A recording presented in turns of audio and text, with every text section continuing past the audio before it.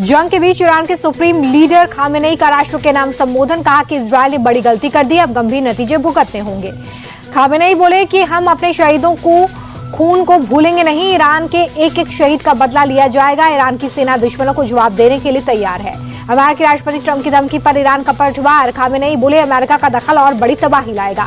Trump के surrender वाले ultimatum पर खामेनेई बोले अमेरिकियों को पता होना चाहिए कि ईरान आत्मसमर्पण नहीं करते, उनके किसी भी सैन्य हस्तक्षेप से उन्हें बहुत बड़ा नुकसान होगा। ट्रंप ने ईरान को दी है सीधी धमकी, कहा कि बिना शर्त सरेंडर करो, हमें पता है सुप्रीम लीडर कहां छिपे हैं। अमेरिकी राष्ट्रपति ट्रंप ने इजरायली प्रधानमंत्री नेतन्याहू से फोन पर बातचीत की है।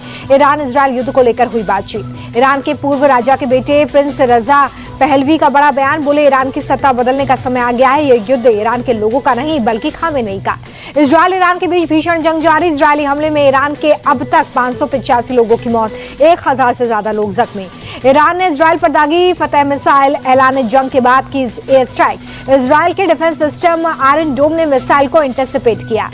मैसेजिंग ऐप व्हाट्सएप को लेकर ईरान का एक्शन, लोगों से अपने मोबाइल से व्हाट्सएप हटाने को लेकर कहा, व्हाट्सएप पर जानकारी लीक करने का आरोप लगाया। ईरान के सरकारी चैनल से लोगों से व्हाट्सएप हटाने की अपील की गई है। ईरान में करोड़ों लोग व्हाट्सएप का इस्तेमाल करते हैं।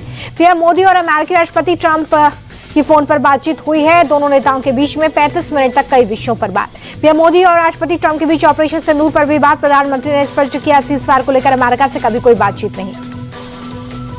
ट्रंप को पीएम मोदी की दो टूक, कश्मीर पर भारत ने कभी किसी देश की मध्यस्थता स्वीकार नहीं की और ना ही आगे करेगा। आतंकवाद के खिलाफ ऑपरेशन सिंदूर अभी जारी। मोदी और ट्रंप के बीच ईरान इजरायल युद्ध को लेकर भी हुई चर्चा, रूस और यूक्रेन युद्ध पर भी डिस्कशन। ट्रंप का पीएम मोदी के G7 के बाद अमेरिका आने पर आग्रह। पीएम मोदी पूर्व निर्धारित कार्यक्रम का हवाला देते हुए असमर्थता जताते नजर आए। पीएम मोदी ने ट्रंप को स्क्वाड की अगली बैठक के लिए भारत आने का न्योता दिया है। ट्रंप ने मोदी का निमंत्रण स्वीकार किया। पीएम मोदी और ट्रंप की बातचीत पर सवाल उठाकर फंसे जयराम रमेश, ट्रंप के पुराने बयान को अभी का बयान बताने पर माफी मांगी। ट्रंप के जनवरी 2025 के बयान को कोट कर जयराम रमेश ने सरकार से पूछे थे सवाल, कहा था बातचीत पर भारत और ट्रंप के दावे अलग अलग क्यों। जयराम रमेश के झूठे बयान पर बीजेपी नेता प्रदीप भंडारी का पलटवार, कहा उनका दिल पाकिस्तान में बसता है, फर्जी खबर फैलाना उनका काम। बीजेपी आईटी सेल के प्रमुख अमित मालवीय बोले कि जयराम रमेश भी राहुल गांधी की तरह झूठे हैं। पीएम मोदी और ट्रंप की बातचीत को नहीं पचा पा रही है कांग्रेस। ट्रंप और मुनीर के साथ लंच पर कांग्रेस ने मोदी सरकार को घेरा। जयराम रमेश ने कहा कि भारत की विदेश नीति को तगड़ा झटका, मुनीर के भड़काऊ भाषण का पहलगाम हमले से संबंध। कनाडा में G7 शिखर सम्मेलन में पीएम मोदी ने आतंकवाद का मुद्दा उठाया, बोले आतंकवाद का समर्थन करने वाले देशों को पुरस्कृत किया जाता है, आतंकवाद पर दोहरे मापदंड की कोई जगह नहीं। पीएम मोदी बोले कि आतंकवाद मानवता का दुश्मन है, वैश्विक शांति और समृद्धि के लिए हमारे विचार और नीतियां स्पष्ट हों। पीएम मोदी बोले कि ग्लोबल साउथ के देश अनिश्चितता और संघर्षों से सबसे अधिक पीड़ित हैं, उनकी प्राथमिकता और चिंताओं को विश्व मंच पर लाना जिम्मेदारी। अहमदाबाद विमान हादसे में अब तक 190 लोगों के DNA सैंपल्स मैच हो गए।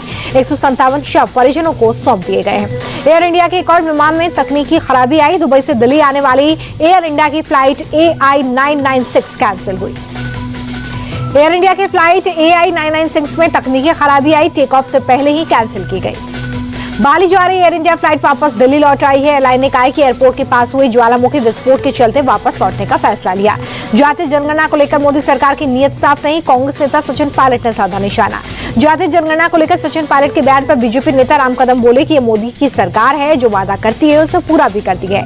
जातीय जनगणना पर सचिन पायलट के बयान पर यूपी के मंत्री दानिश अंसारी का पलटवार, बोले कांग्रेस को दलितों और पिछड़ों की चिंता होती तो जातीय जनगणना करवा चुकी होती। राजा रघुवंशी मर्डर की जांच के लिए इंदौर पहुंची शिलांग पुलिस। वारदात के बाद 14 दिन तक सोनम जिस फ्लैट में रुकी थी उसकी तलाशी ली।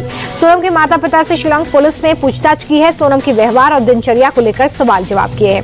राजस्थान के अलवर में राजा रघुवंशी हत्याकांड जैसा मामला, पत्नी ने प्रेमी के साथ मिलकर पति की जान ली। कातिल पत्नी और प्रेमी के साथ 3 लोग गिरफ्तार। नागपुर में पकड़ा गया हाईटेक चोर, एमटेक की पढ़ाई और IT कंपनी की नौकरी छोड़कर चोर बना। जुए में गंवाए पैसों की भरपाई के लिए चोरी का रास्ता अपनाया। चंद्रपुर जिले से 190 किलोमीटर दूर नागपुर चोरी करने आता था आरोपी आशीष रेड्डी मला एक घर में चोरी के बाद पकड़ा गया। राजस्थान के सीकर में भारी बारिश से बिगड़े हालात, सड़कें बनी दरिया, JCB से सड़क पार करते दिखे छात्र। भारी बारिश के बाद जगह जगह जलभराव, लोगों की परेशानी बढ़ी, यातायात हुआ प्रभावित। गुजरात में बाढ़ बारिश ने बढ़ाई परेशानी, भावनगर में उफान पर नदियां, बोटाद समेत कई जिलों में प्रशासन ने जारी किया अलर्ट। मुंबई में भी कई इलाकों में तेज बारिश हुई है। भारी बारिश के चलते सड़कों पर गाड़ियों की रफ्तार पड़ी धीमी। दिल्ली एनसीआर में मौसम विभाग ने बारिश का येलो अलर्ट जारी किया। अगले 2 दिनों तक तेज आंधी के साथ भारी बारिश का अनुमान जताया। फास्टैग को लेकर केंद्र सरकार का बड़ा ऐलान, 3,000 रुपए में बनेगा 1 साल का फास्टैग। 1 साल या फिर 200 यात्रियों के लिए वैध होगा पास। केवल निजी वाहनों को ही मिलेगी सुविधा। 15 अगस्त से लागू होगा नया नियम। केंद्रीय परिवहन मंत्री नितिन गडकरी बोले कि फास्टैग पास एक ऐतिहासिक पहल है। इससे देश भर के नेशनल हाईवे पर बिना किसी रुकावट की यात्रा होगी। गिरावट के साथ बंद हो गया शेयर बाजार। सेंसेक्स 138 अंक टूटकर 81,444 रुपए पर बंद हुआ। निफ्टी में भी 41 अंक की गिरावट। अमेरिकी डॉलर के मुकाबले 14 पैसे टूटा रुपया। 1 अमेरिकी डॉलर की कीमत 86 रुपए 48 पैसे।